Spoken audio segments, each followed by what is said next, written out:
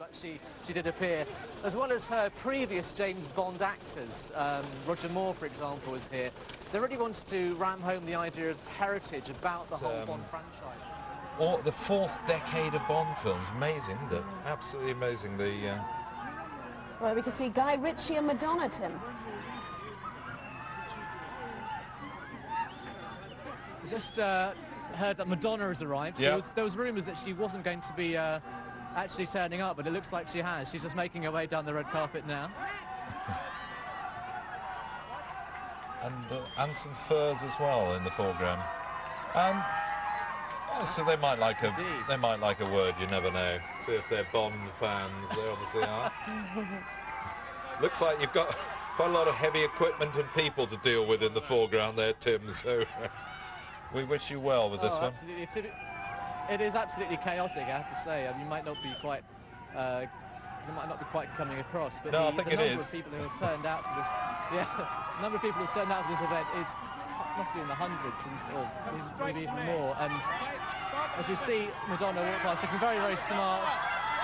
I know she's being led straight past, unfortunately, so we're not going to have a word. But her theme song, which she recorded, a lot of people were, I think, kind of surprised about it, to be honest, because they weren't quite sure whether it was the right sort of thing for the film, and most people said it was a kind of a grower, if you like, sort of film which would catch on. And it didn't go to #1, which I think the film producers were apparently a bit disappointed with. But she also makes a cameo appearance in the film as a fencing instructor, which is pretty funny.